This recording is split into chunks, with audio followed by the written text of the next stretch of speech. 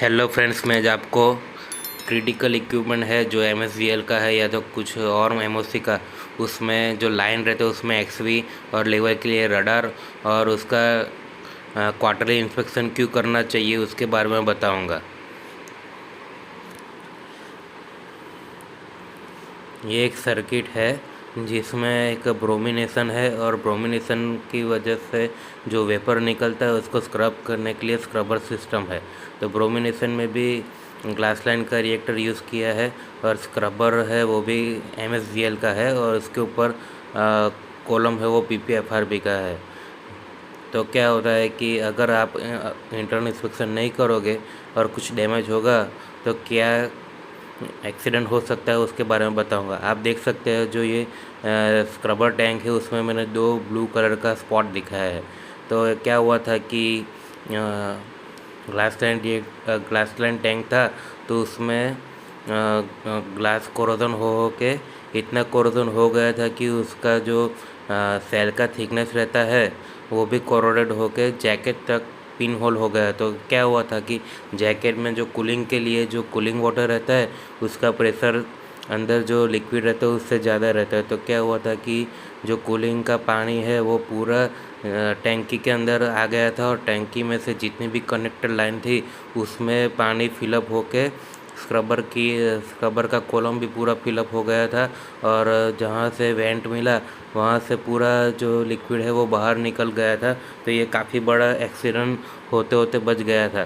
तो क्या है कि जो हमको क्या प्रिकॉशन करना है वो और किससे हम ये एक्सीडेंट होते हुए बचा सकते हैं उसके बारे में बताऊंगा।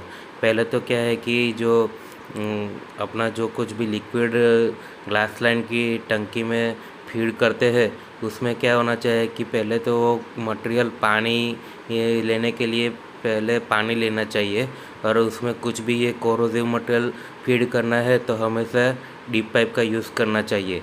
आप देख सकते हो डीप पाइप इस तरह का आता है। अगर डीप पाइप यूज़ नहीं करोगे तो क्या होगा कि जो ऊपर से नोज़ल से कुछ भी मटेरियल फीड होगा और रिएक्टर या एमएसवीएल का टंकी खाली होगा तो उसके ऊपर इम्पैक्ट होगा और धीरे धीरे वहाँ से ग्लास लाइन ख़राब होना चालू होगा।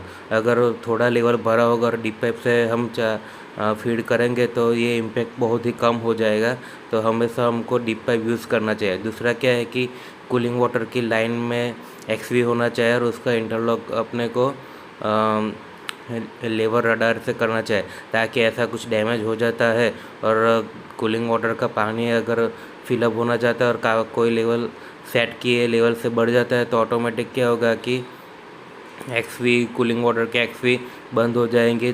तो कूलिंग वाटर का पानी जो जैकेट से रिएक्टर गैर टंकी के अंदर आएगा वो बंद हो जाएगा। तो ये सब इंटरलॉक होने चाहिए तो बड़े इंसिडेंट होते होते बच सकते हैं। आप देख सकते हो कि एमएसवीएल का रिएक्टर उसमें मैंने एमएसवीएल का रिएक्टर है उसमें जो ब्रोमीन फीड होता है उसमें भी हमने डीप पाइप दिखाया है। उसका वेपर लाइन जाता है स्क्रबर कॉलम में, कॉलम का बॉटम होता है वो स्क्रबर की टैंक में है तो उसमें भी हमने डीप पाइप दिखाया है। और जो कुछ भी इंटर सर्कुलेशन का भी लिक्विड रहता है या तो कोई दूसरा bromine contaminated fluid inlet input करना है तो उसके लिए भी डीप पाइप यूज़ करेंगे। अगर डीप पाइप का रिक्वायरमेंट नहीं है और नोज़ल हमको बचाना है तो डीप लेग करके 500 या 250 का पीटीएफई का नोज़ल आता है वो भी हम इंसर्ट कर सकते हैं। तो उससे क्या होगा कि जो कुछ भी मटेरियल से इरोजन होता है ग्लास लाइन में वो नहीं होगा और ग्लास लाइन डैमेज होने से बच सकता है। तो ये सब है कि बिना डीप पाइप का हमको कोई भी लाइन में फीड नहीं करना चाहिए।